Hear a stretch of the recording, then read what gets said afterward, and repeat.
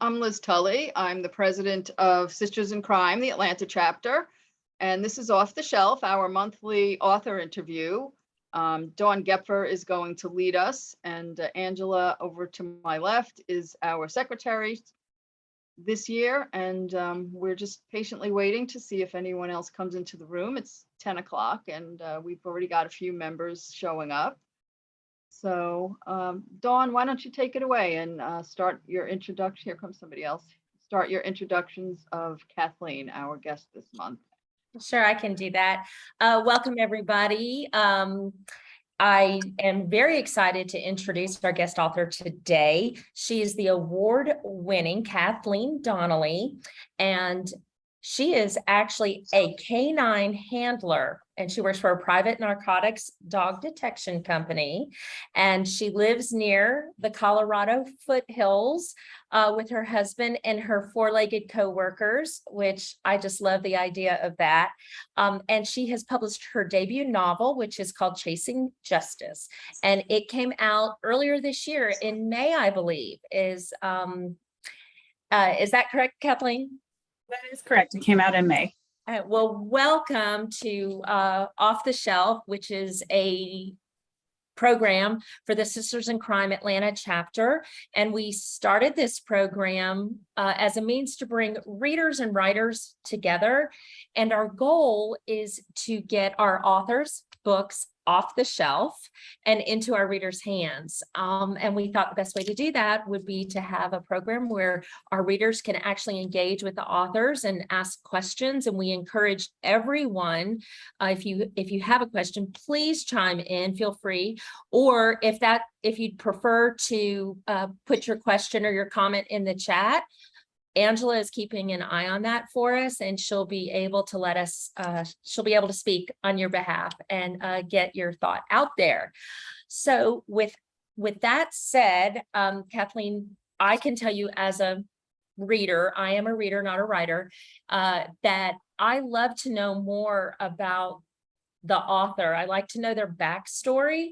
So why don't you start us off by telling us about yourself and who you are when you're not a writer? Sounds great. Well, first of all, thank you so much for having me. And also, it's so great to see so many familiar faces that I've met over the years at Killer Nashville. So thank you guys for tuning in this morning. When I'm not writing, as you mentioned, I work canines for a private company. But going back further, I grew up here in Colorado. So I'm a Colorado native. And my dad worked for the Forest Service, and we spent so many summers and even winters heading up to the mountains for a day or to stay a couple nights. And so I love the mountains. I love doing photography and trying to capture. I'm always trying to photograph moose, but they seem to be very elusive. Like everyone else sees them, but I don't. Just because I want that perfect moose picture. But I grew up in a small farm, raised chickens, had dogs, horses, grew up riding horses. And so I think it was fitting that I became a dog handler. I did go to CSU and I have a degree in journalism, but I did some freelancing, but it never really took. And I ended up working the dogs and training horses. So that's a little bit more about me. Well, I'm really curious about the canine handling, and I know that you incorporate that world into your story. So we definitely are going to get down that path. But before we do, you said that you started out with a degree in journalism, but somehow you ended up training the dogs. So tell us a little bit more about how that happened, how that door opened.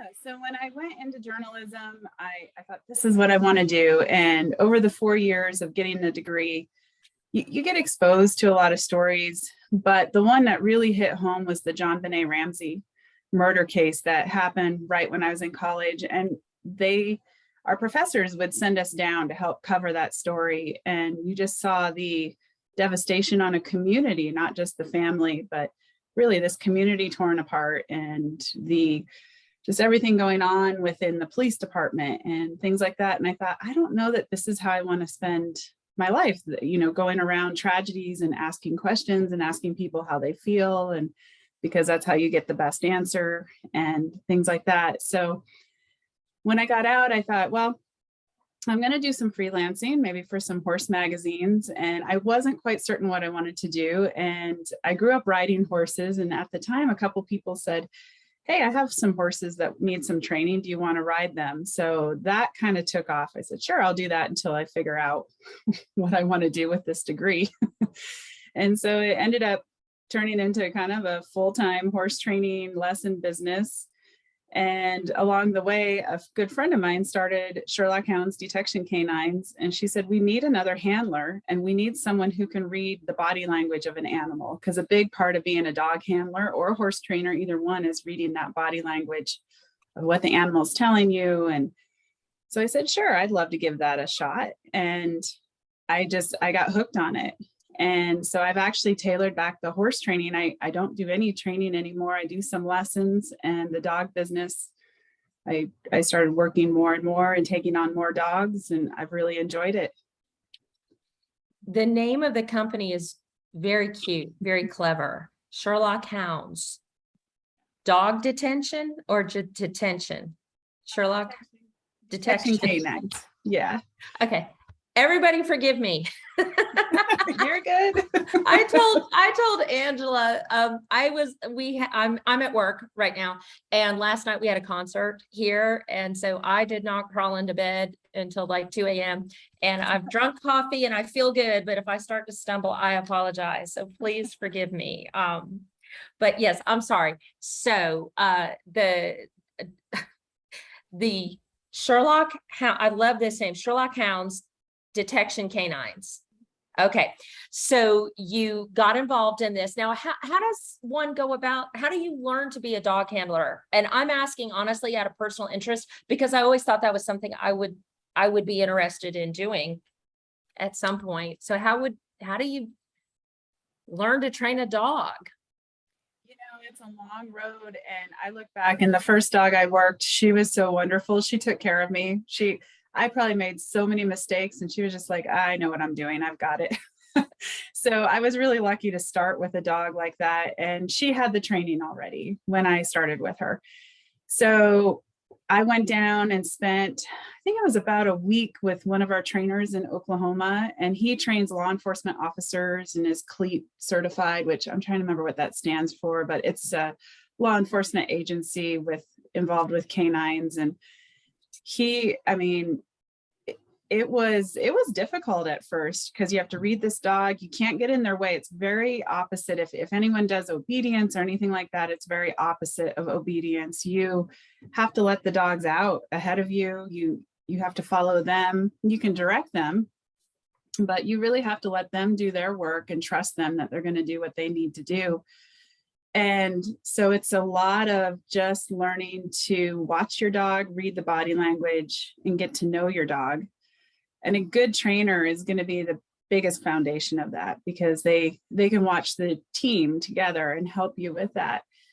So we continue to train. We have two trainers, Mackie in Oklahoma and Lainey, she was in Colorado. She moved to North Carolina, but we regularly try to train with them, because you need someone watching you to make sure you're not interfering with the dog. You're not creating an indication. We don't want to ever point at something and the dog just alerts because we point at something, or our body language triggers the dog.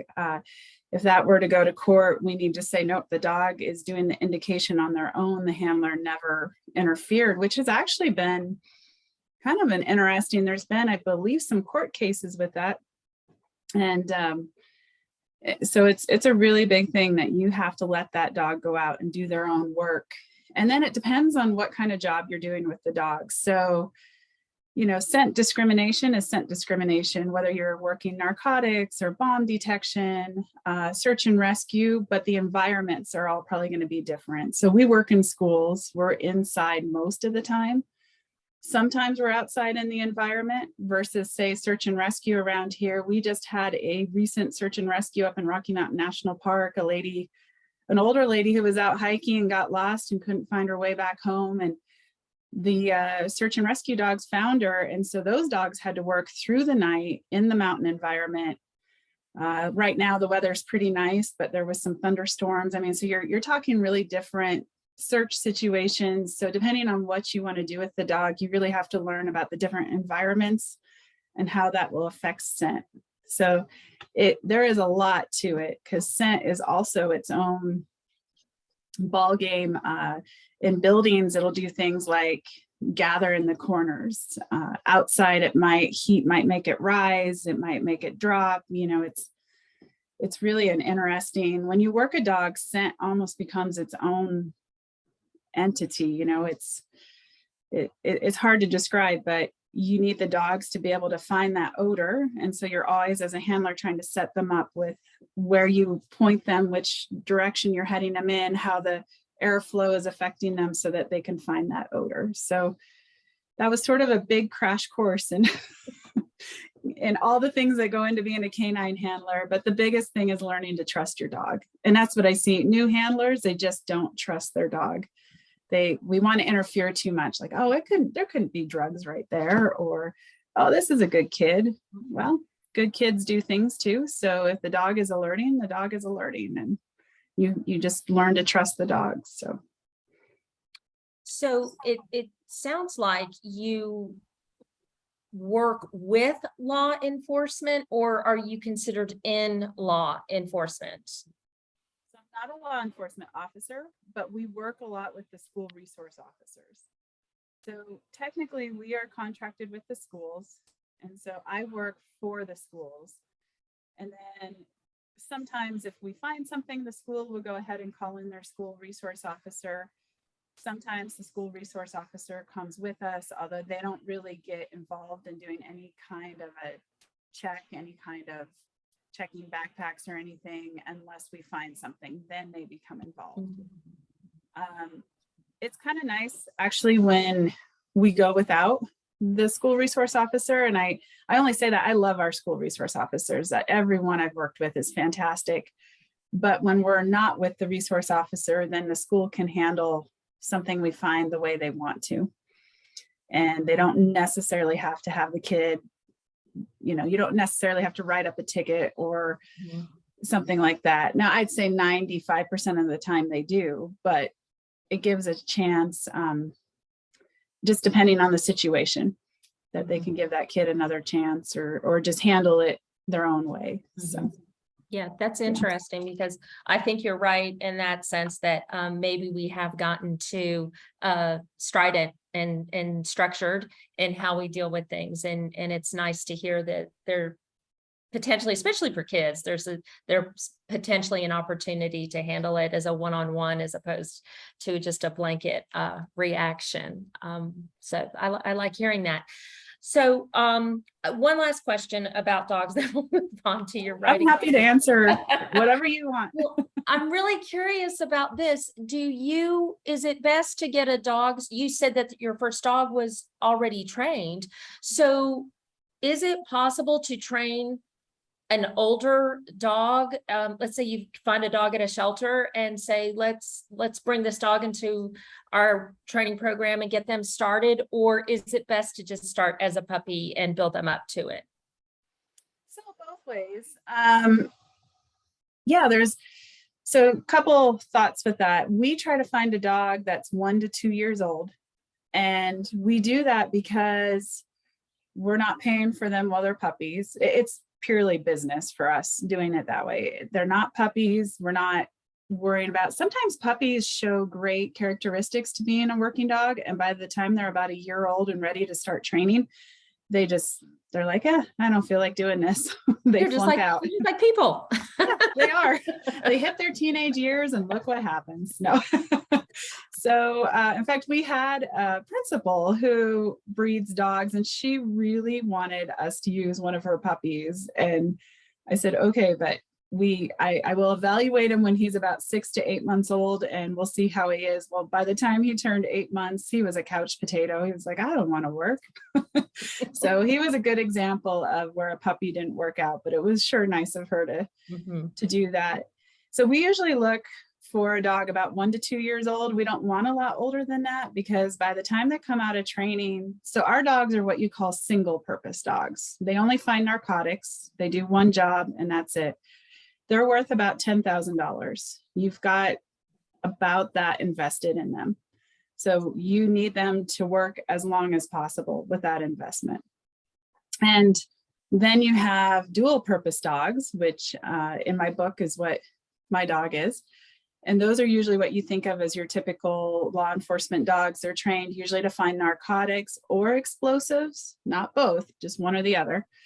And then they're usually trained to track, apprehend criminals, which is the politically correct way to say they're going to bite, and sometimes do evidence searches, some things like that. So those are dual purpose dogs. They do more than one job, and a department can spend anywhere from $40,000 to $80,000 on that dog, just the dog. That's not equipment, that's not the vehicle. But I'd say your average dual purpose dog is $40,000 to $80,000 once they come out of training. We get rescues. So we do go into the shelters and look for, all of my dogs are rescues. I don't think I have any right now. No, I think they're all rescues. One came from a lab rescue in Oklahoma. One was found by the side of a road as a puppy and then given to our trainer. And the other one was a rescue that an older couple adopted, and then they realized they couldn't handle her. And they also then gave her to the trainer. So you can go into a shelter, you can find them. They have to have the right characteristics, and again, the right age. The characteristics are a really high retrieve drive. And I'm not talking just a little bit of play. I'm talking like obsessed with the toy. We'll do anything for it. I want to do things. We'll test our dogs out by throwing the ball for like 10 minutes. And I want to see them just keep retrieving. And then we might hide the toy, and I want them to look for it. Once we were testing out a dog, we took him to Old Town Fort Collins, and we were in an elevator, and just for the fun of it, I threw the toy and he started retrieving in the elevator. I said, okay, he's going to be great. If he doesn't care about this thing moving and he wants his toy that bad, he's going to be fantastic. So that's a little bit of what we look for in the dogs. And if you were going to go out and look for a working dog, we really look for the ones, I let the shelters know, hey, I need that dog that is going to be hard to home because they're so high energy and they're kind of obnoxious and they want to play. And those are the dogs I'm looking for. Well, I think it's great that you go into the shelters and get from rescues. That's encouraging. So how many dogs are in your operation right now? Right now we have 3.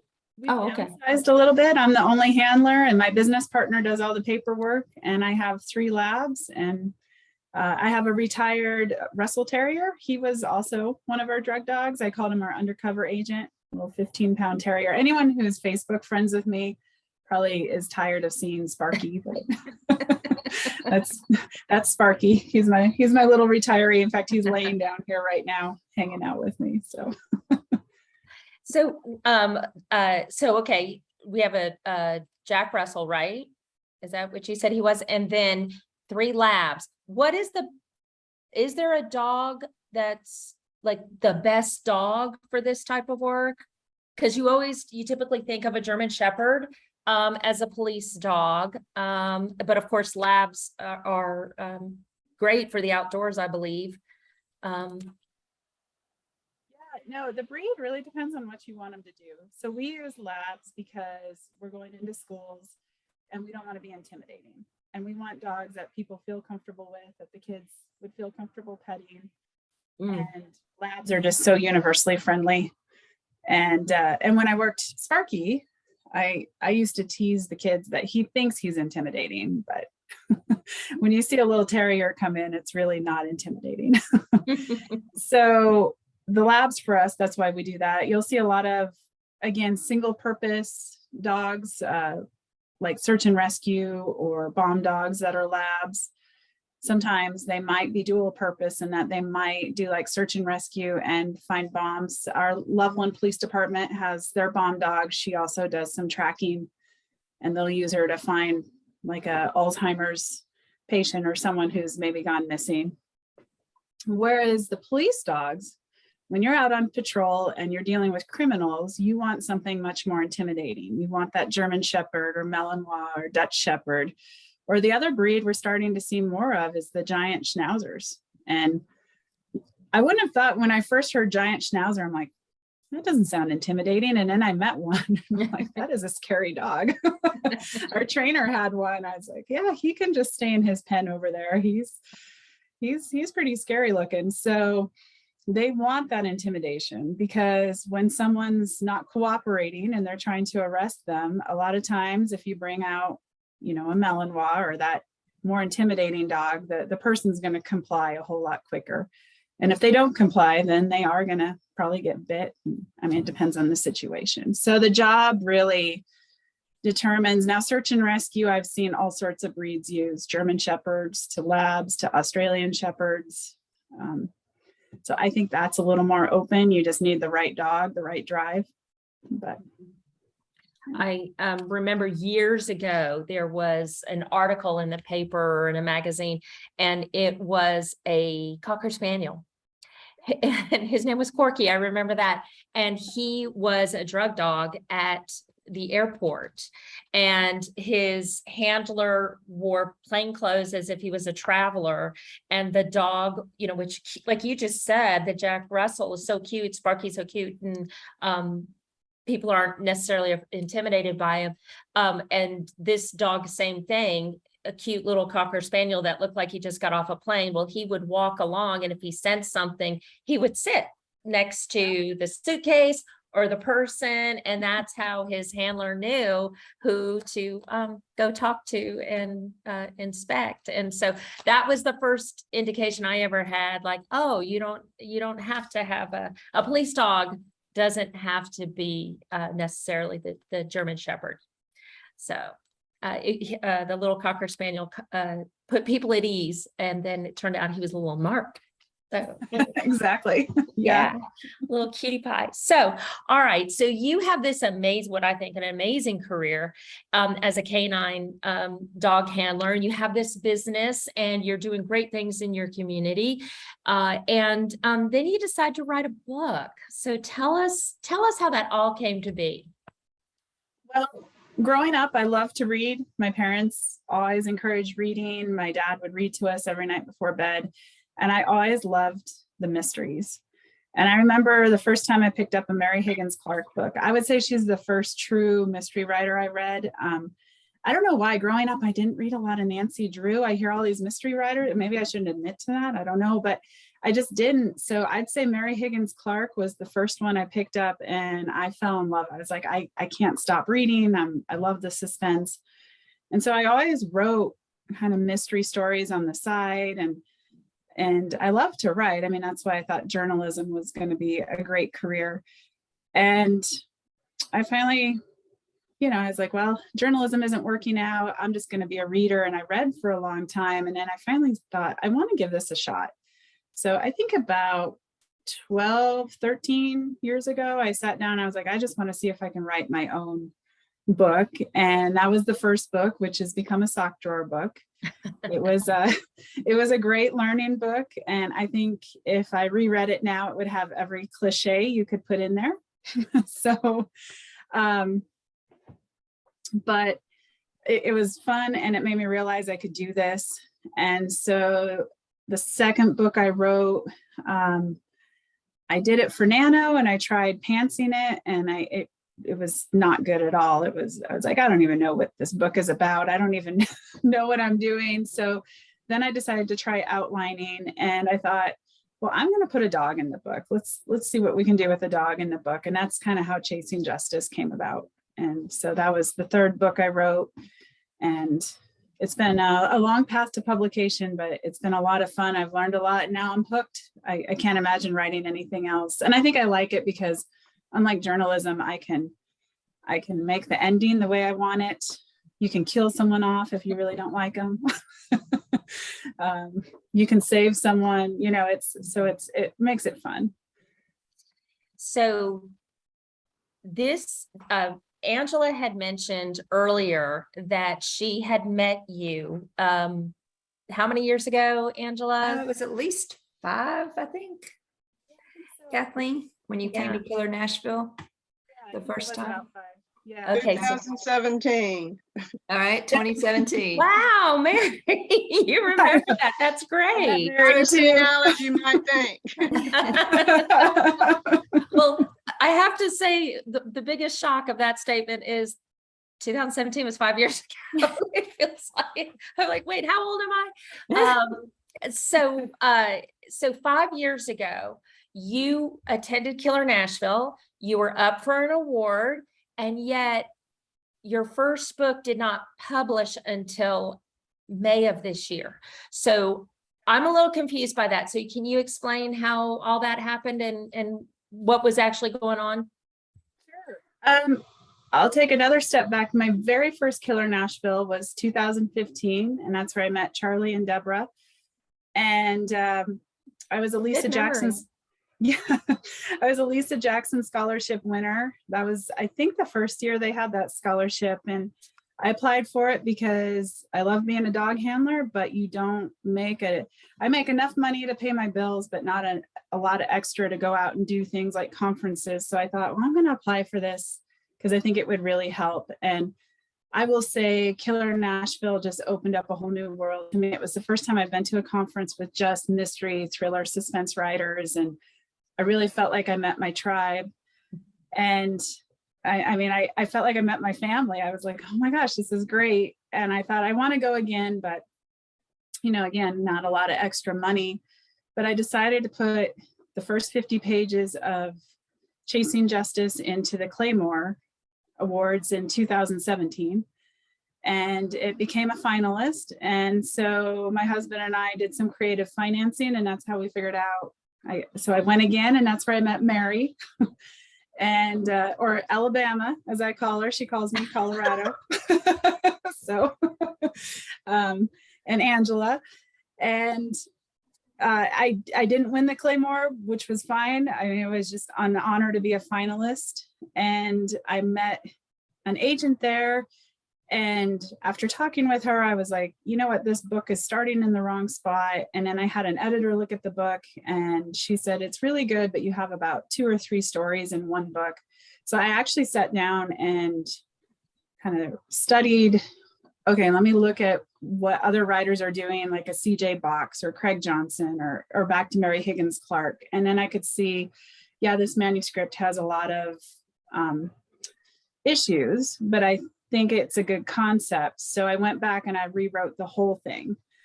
And that took quite a while because I was in a big learning curve with that. And then COVID happened, and all of a sudden I was not working dogs in schools, and I had an entire day after day. And I thought, well, I'm going to sit down and finish this book. And I did. And I queried it out in May, and on a cold query, my now agent asked for the full in July. By August, I had signed with her. We rewrote the manuscript, or we didn't rewrite. We did 3 or 4 edits on it. And then she sent it out in January of 21. And I was like, okay, that's nice. You hear it takes a while. So I was kind of just like, all right, that's cool. I'll start working on the next one. And all of a sudden by April, we had a publisher, Carina Press, who wanted the book. And I think by June of 21, I had signed a contract, and then it just seems like it snowballed from there, but it's been fantastic. And I've really enjoyed it. And just meeting everyone at Killer Nashville and just the encouragement there was a big piece of it. So thank you all who I've met there. So that was the publishing journey to Chasing Justice. Well, what I'm hearing is that was in itself, that was 1 year. If you, because you were doing this in 2021, you were signing the contract in 2021, and yet we didn't get published until May. So there's a long process to the whole thing. So what surprised you the most about the whole journey? What were you not expecting? I think well, that's a good question. I think I felt like this book could get me an agent, but I didn't know if it would get a publisher. You know, you hear a lot of authors that the first book you can't find a home for. And so they write the next book, and sometimes it's two or three books with an agent sending it out before they get picked up. And so I was surprised when a publisher was this interested in it right away. I think that was the biggest shock for me. The other thing I didn't know, and I know many of you haven't read the book, so I don't want to have any spoilers, but I have this family in there they're a little bit of a militia. So out here in the West, we have, well, actually, I guess nationwide, we're seeing it, but they've been out here a long time. I feel like where you have a group of people who's very anti-government, they live in the mountains, they don't want anything to do with anyone else. They hate the public lands. They feel like they should be privatized. It's just a very different mentality. And so I have this family in my book that is based off of that. And we sent it out to publishers right around the time that January 6th, the whole Capitol insurrection happened. And I thought, oh, there goes my characters. And I thought, wow, I wonder if a publisher is going to be interested in this, because now it felt like kind of a political topic. And obviously, I mean, a big nationwide topic. And I thought, oh, I wonder if they're going to want to pick this book up with these characters. And I was surprised. The editor at Karina said, oh, I love this book. And I especially loved the family you had in it, felt ripped from the headlines. I was like, well, that wasn't planned, but so that was a little bit of a surprise too. I didn't know how people would react to it with everything else going on. So. Well, you bring up a really good point, because from my writer friends, and a lot of them are on this Zoom call right now with us, you hear about things like that, like there's a character or there's a situation happening, and because it is a hot topic, sometimes there is a shying away from it. So it's great that did not happen to you, and that's another part of this whole, oh my gosh, we started, in January of this year, but we didn't get full circle until, the summer of the following year. Well, so much happens in the world during that time, and it could, there could be something in the story. They're like, oh, we thought this was a good idea a year ago, and now we need you to make some changes. So now let's just chat a little bit about the editing process, because you say you did have to edit it a couple of times. First off, I like the idea that your original story had potentially 3 stories in it, because that probably opened up the door for you to think about, oh, okay, I don't have to tell this story now. I can create a series, and I can make this the next story, and I can take this and make it so it gave you an opportunity to build beyond. So I like that idea, but I'm very curious about anything that you edited that ends up on the cutting room floor and is probably not going to get picked back up, but yet was something that might have been a little difficult for you to let go of. Oh, sure. That's a good question. Right now, anyways, I feel like everything I cut out, I was okay letting go of for this book. Now it may come back into future books, but in fact, I have some characters that I think will come back into future books. And one thing I cut out is sort of another storyline that I realized was just too much, was about the push to privatize public lands. And it was starting back with the Sagebrush Rebellion. And I think somehow that's going to come back into a future book. So I can't say I was sad to cut it, because I realized, okay, yeah, this is not working with the storyline of this family who's making drugs and trafficking them in the national forest. Privatizing public land should be just a whole different book. So I wasn't sad to let it go, because I feel like at some point it's going to come back in. So, and then there was one scene that I wrote with the dog working that I cut, that I thought, well, maybe it should be a scene, you know, when people sign up for newsletters, you get a deleted scene or something, because it was just a fun scene with the dog finding drugs that I enjoyed writing, but I realized it had nothing to do with this. I mean, other than finding drugs, it really didn't have anything to do with the story. It didn't move the story forward. So that one, I've been thinking, maybe I need to go back and look at that and make it like a deleted scene for an author newsletter or something like that. So. Well, I think this is a good opportunity for us to ask you to tell us, give us a brief description of your story and introduce us to the main characters. Sure. So my story is set in a fictional national forest in Colorado, fictional town, fictional forest. And it features Marine veteran Maya Thompson, who was a canine handler in the Marines. And she's come home to try to heal from the war and PTSD. She lost her dog in Afghanistan to a bomb. So she's sworn off ever working dogs again. She's like, I'm not doing it. And when she comes home, she takes on a job as a U.S. Forest Service law enforcement officer. And her best friend and field training officer is a canine handler. So it forces her to go back out with him and be with the dog, which she's not real happy about. But then her friend is killed.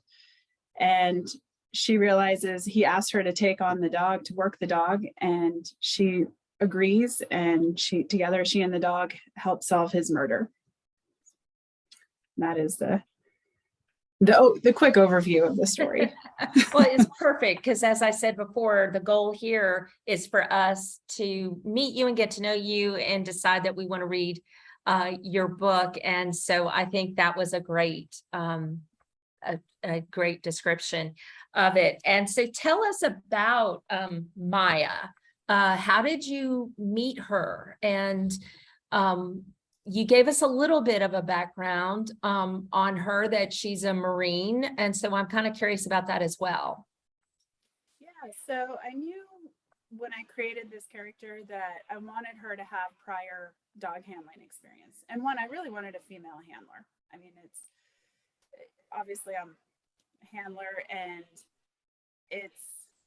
I love encouraging when I'm in the schools, the girls, you know, the middle schoolers and the high schoolers that are thinking about going into law enforcement or dog handling, because it's still you have to kind of prove yourself a little bit more. It's still a field where you have to do that. So I wanted a female protagonist, and I wanted her to be a dog handler and to have prior dog handling experience.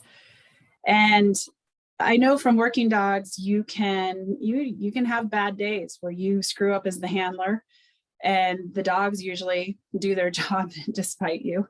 And so I thought, what would it be like if you were a dog handler and you feel like you screwed your dog up and this horrible accident happened? And I thought, I would never want to work a dog again. And so that's kind of where Maya came from. And obviously she's dealing with the PTSD from that. So I knew coming into the Forest Service, the only way she'd be allowed to take on a canine right away out of training is if she had prior dog handling experience. And so I thought, well, that's either another law enforcement agency or military. And I felt like the military worked the best, especially to create a little bit more of a complex character who's not trusting herself as a dog handler and who's dealing with the isolation that PTSD creates. And you're in the mountains, which already is, I mean, the mountains are wonderful, but they're a little bit isolating too. If you live up there, you know, you're usually out, unless you live in town, you're usually out on however many acres. And she has a cabin in the woods that her grandmother left to her. And that's where she's living. And that's where she's trying to come to terms with everything that happened. And then being forced to work a dog again is definitely a challenge she has to overcome. So did you meet Maya, or did you create Maya? I created Maya. You created her? Yeah, she kind of came to me. I was driving the Big Thompson Canyon, and I just, all of a sudden this character was just so strong in my mind. And I thought, and I was like, oh, and her name's Maya. And then I was like, well, what would her last name be? And I was driving up the Big Thompson Canyon to work in Estes Park. And I thought, well, Thompson's a good solid last name. So that's how her name came about. And yeah, she just came to me as a really strong character, and so she's not really based off of anyone I know other than just the strong women I've met through doing this who are dog handlers. Like I said, I feel like we always have to prove ourselves a little bit more. It's still out there, you know, you have to prove that you can work the dog just as well, if not better. So, yeah. And so another character is Juniper, her dog. So tell us about Juniper. So Juniper, I did base off of dogs I've met. Our trainers have had Malinois. They're just they're phenomenal dogs. They're great law enforcement dogs, and they are a little bit lighter than a German Shepherd, but they're stronger, they're faster, they're gonna bite harder, and they're just that more intense. But the ones I met have a sense of humor. They all have this, they're just kind of, when they're off duty, they're funny dogs. I mean, they do the naughtiest things, and and so Juniper is no exception. When I wrote this book, I thought, I've read so many great canine books, but living with one is a different ball game. I mean, you just living with one of these dogs, you have to have rules for them, or else your house is going to get torn to pieces, and you can't get mad at them about it. And you're like, well, you know, they were technically looking for something. So they definitely have different rules. And I just really love the Malinois. And I met a little female Malinois our trainer was trying to use for a police dog, and she actually didn't make it. She didn't like to bite. And then he said, okay, we'll just do like tracking without the apprehension and narcotics. And she just, I don't know, she just didn't want to get into it. So, but she was really cute, and she looked a lot like how I described Juniper. She had a little white spot on her chest and was very friendly and fun. And then the other Malinois I've met, the last one our trainer had that I was around, his name was Vader. And Vader did not like to release the bites. He was, oh man, he was tough. He loved to take the bite, but he didn't want to let go. So that was the big training issue. And I remember Mackie handed me Vader's leash and said, oh, hang on to him for a minute and hopefully he doesn't bite you, because I don't know how to get him off. And I said, oh, thanks, Mackie. But Vader was a very nice dog as long as you weren't running from him. So I think Juniper came about from just a whole bunch of dogs all into one character. Does Juniper have a backstory? I know that we know that Juniper belonged to her friend, but prior to that, is there more to her? Juniper's a girl? Yeah. There's more to her, or no, we're going to get to know her more as the series goes on. I think we'll get to know her more as the series goes on. I think her backstory, and I didn't really put this in the book, but it's pretty typical, where they are bred and raised in a kennel specifically for law enforcement dogs. The Forest Service buys their dogs from certain kennels, and just because the breeding is there, the hips, all that are certified, and because it's a hard job on dogs, so they will start to have they can start to have hip issues, back issues, all sorts of stuff, even neck issues from taking a bite and stuff like that. So to me, she just comes from a typical breeding kennel that breeds specifically for these dogs, and that's what she was meant to do. But maybe I'll have to think more about her backstory. Maybe there's more to Juniper than I'm. Mm-hmm. So another thing that I've learned in doing a little bit of research on you in the book is that this is kind of endorsed as a romantic suspense. Do you agree with that? I mean, I've heard all kinds of descriptions. I've heard suspenseful, I've heard thrilling, I've heard action-packed, and I've also heard romantic suspense. So is that coming from you defining it that way, or readers or the editors defining it that way? And is there romantic suspense in it at all? There is a romance in it. It's a very low heat romance. It was funny when I wrote it, I was just calling it a mystery or a suspense. But But my agent said, you have this relationship going on. Why don't we bring it out a little bit more? Why don't we do a little something more with it? So we did, and it's going to be an ongoing relationship. So I think from that viewpoint, it is romantic suspense. But like I said, it's a low heat. I know some hardcore romance readers who were like, well, there was hardly any romance. And I'm like, oh, sorry. Where's the romance? I know. But romantic suspense to me really crosses both genres. You have to have that mystery and kind of thriller feeling to it while you have this relationship developing. And I didn't really realize that's what I was writing. And then when the publisher put it out under that, I was like, oh, okay, that's really what it is. Gotcha.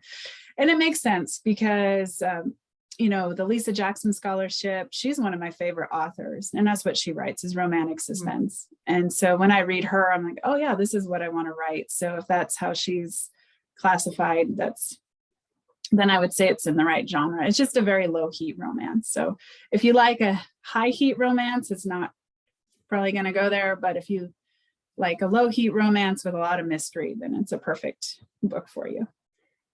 And so with that being said, is her romantic interest a key character or just a sideline character? No, he's a very key character. So he's come into the sheriff's department. No one really knows his background. He's a bit of a mysterious character. I won't give a lot more away, but he came from Chicago. He was a city cop who's come here, and Maya's grandfather is the local sheriff. And Maya finds out that her grandfather was basically the only person out there who would hire him because of his past. And so it creates a little bit of a mystery with him too. And so do you reveal the past in this book, or is that coming? No, I reveal his past. Okay. I think more will develop. And I certainly see a book down the road where his past is going to come back to haunt him. Oh. So but he's basically, he's kind of the first person who's been a friend to her since she came home from the war, and she's really isolated herself. And he's the first person who's kind of pulled her out of that and wanted to help her. And she doesn't know if she likes that, but. So I'm hearing that you have some more story ideas in the works. So this is, your intent is for this to be a series. And any idea like how many books you might try to go, or are you under contract for a set number? So right now I'm under contract for 2 more. So the second book is Hunting the Truth, and it will be out sometime next summer. And then the third book, Killer Secrets, will be out sometime spring of 24. So once I get firm dates, I'll definitely share them on social media and everything. Mm-hmm. And it definitely continues on with Maya and Juniper and her grandfather and Josh, the deputy I was telling you about. And I would love to continue. I have story ideas to just keep going. So I'm hoping that the series does well and that the publisher wants to keep going with it.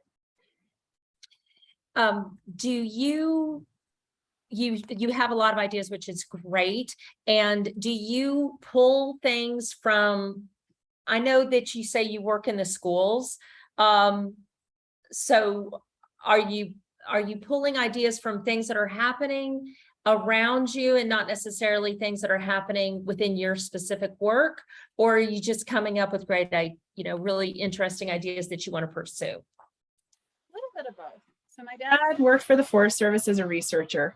And it's really been fun sitting down and talking with him. It's really been amazing. As a kid, you're like, yeah, my dad watches trees grow, whatever. And now as an adult, I'm like, wow, the knowledge he has of the forests and how they work. And it's really been a lot of fun to tap into that knowledge. So I try to incorporate some of that. Like there's widowmakers in this book, and widowmakers we've had a lot of pine beetle kills, so a lot of dead trees in our forests, which has helped spur the forest fires and things like that. But widowmakers are tree branches that fall down, but they don't come all the way down. They'll end up kind of at an angle on another branch. And then if the wind picks up, they might knock that branch off. And then if someone's standing below and gets hit, that's why they're called Oh, Widowmakers. So my dad and I have had a lot of fun. I said, this is not a normal conversation between a father and a daughter, but Dad, how can I kill someone in the forest? So he and I have had a lot of fun talking about different ways of doing that. So I'd say that's incorporated in the dog work. Not a ton from personal experience, although, well, I shouldn't say that. Sometimes where people hide drugs or things like that come from personal experience, but also just reading up on issues going on in our national forests, and drug labs are a big one. And so that's why I went with the drug lab and drug trafficking in this book, because it's a problem and you have to be careful where you hike. And if you come across like a marijuana grow or a meth lab, you need to just get out of there and not talk to anyone and just, wow. so it is hiking. Yeah. That's scary. My husband is a forester, but he works for a private forestry company. He's not in the national parks, but I never thought about what you just told me. So thanks. Now I'm going to worry. I'm going to worry more than I already do. Well, if you go on well-used trails, you're fine. It's when you get into the backcountry stuff that you have to be a little more careful. Well, Yeah. we're recording this, so maybe I'll get him to rewatch it with me, and he can tell me. He'll probably be like, "Oh yeah, I see that." He has mentioned coming upon a still before, but he's never indicated that it was something he felt threatened by. So maybe I think it's worse being in out Georgia, a good old boy comes upon a still. He's not as worried about it or something. I don't know. Yikes. Okay. So, well, believe it or not, we're coming up on the end of our hour, which I am surprised by.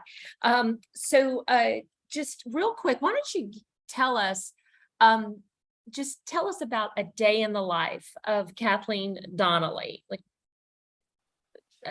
what do you do on a given day? Well, I'm a coffee drinker, so first thing I have to do is have coffee. And we get the dogs out. I try to write for about an hour before I go to work.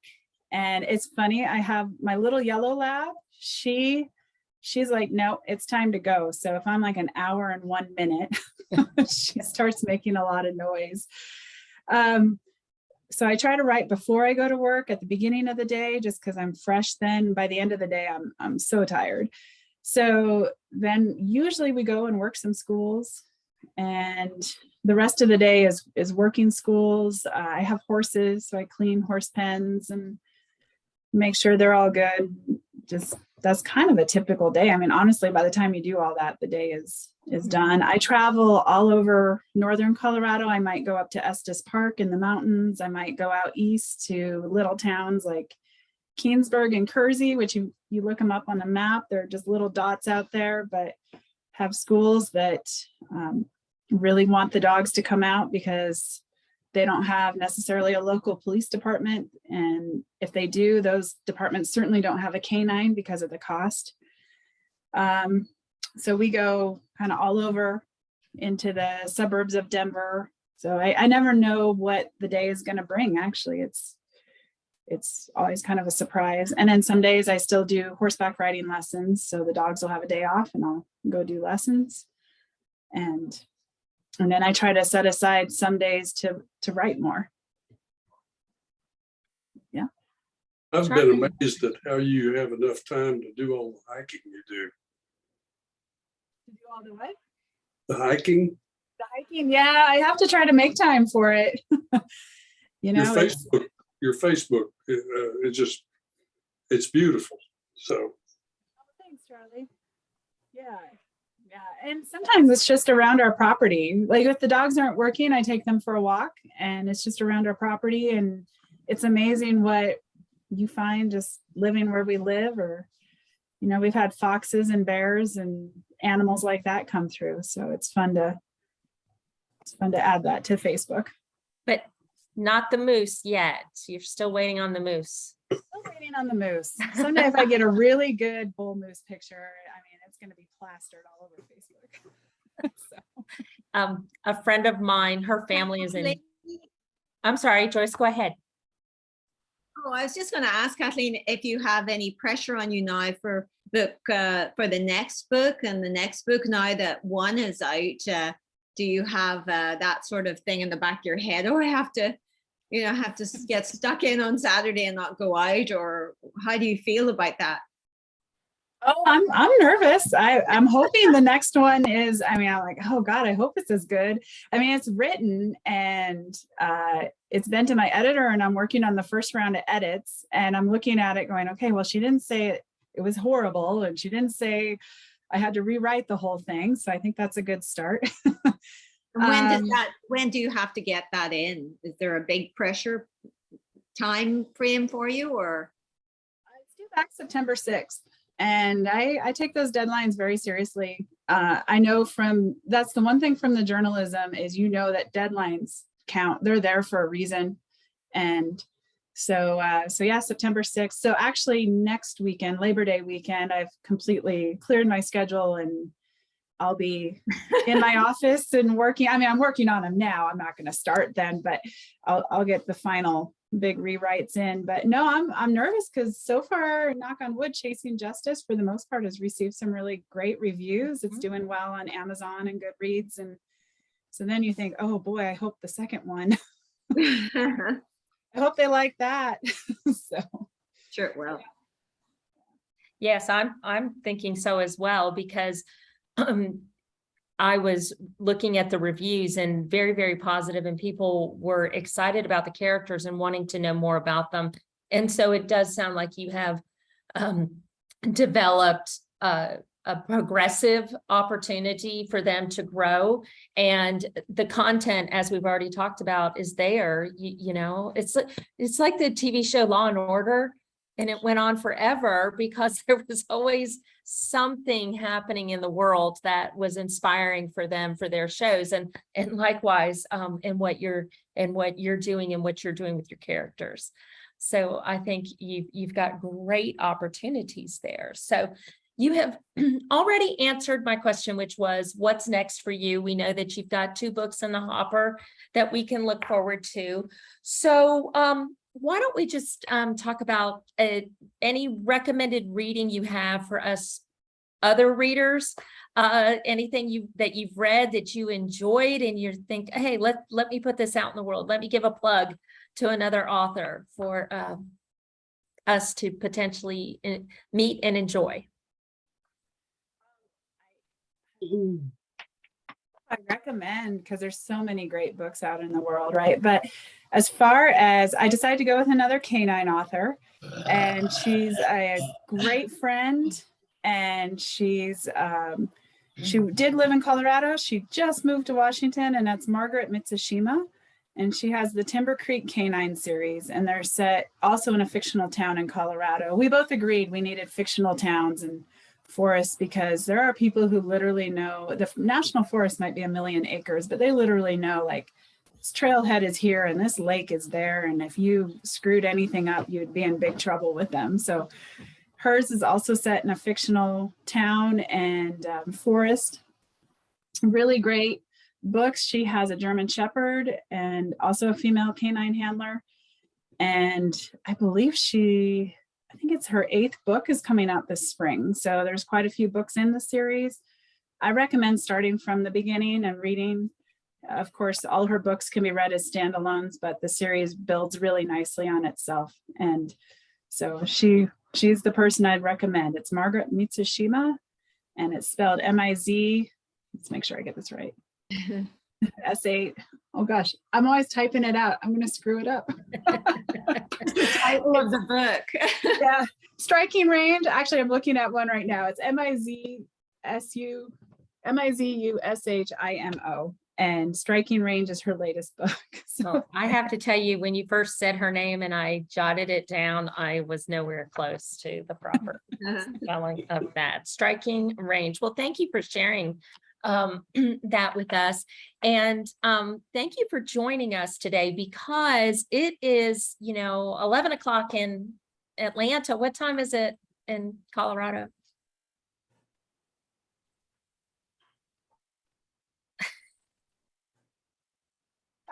when you have dogs and horses, you don't sleep in. In fact, at 4:30 this morning, Sparky, my little Russell Terrier, he sleeps between my husband and I.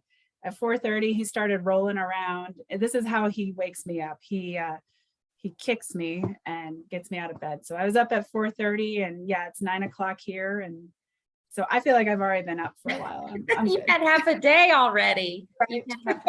Well, good. I don't feel as guilty making you wake up, get up so early to join us. So this has been delightful. I've really enjoyed talking with you and getting to know you, and my fellow Sisters in Crime members who are familiar with you. We're so excited that we were able to schedule you on this program. And I just want to go ahead and let everybody know that next month on September 24th, we are going to have another debut author join us, and she happens to be here with us today, and that is Joyce Wolcott. So we're going to be talking with her, and you heard her lovely accent. We're going to have a lot to chat with her about, I hope. So thank you very much. Also, before I go, if you're local to Atlanta, today in Sharpsburg is the inaugural Sharpsburg Book Festival. If anybody's interested, it started at 10, so it's already an hour in. Two of our authors that I know over there, Sharon Marchicello and Lance Barron, are there. So if you are looking for something to do today, you can go there. And then finally, last announcement, next Saturday is our Readers Forum. And that is the 3rd, I believe, Saturday the 3rd at 10 o'clock. And that is where the readers get together and we chat about books and stories and things that we're enjoying and reading and recommend. And everyone is invited. Writers are invited as well. It's just if you're a writer, you're attending as a reader and not to promote your own work. So thank you very much, everybody, for being here today. It was great to see you. I hope I see you either at the festival later today or next Saturday at our Readers Forum. And that we'll put that, I guess, on Facebook. We don't really have a newsletter or anything for that. It's a Zoom call. So if you want to participate, why don't you drop your email in the chat and we'll get the link out to you for that. Thanks, Kathleen. Having me today. I appreciate it. Thank you. Thank you very for much. joining us. Thank you, Kathleen. It was really interesting. You're welcome. And I'm excited. I might try to, if I can, hear your join in again for yours, Joyce. Please, Oh, please thank do. you. Yeah, Please do. I think that would be fun. yeah, Great. yeah. Very similar. No dogs in mine, but well, there is a dog actually, but I'm afraid not as clever as your dogs. Okay, goodbye, See ya. everyone. Bye. Bye, everyone. Thank you.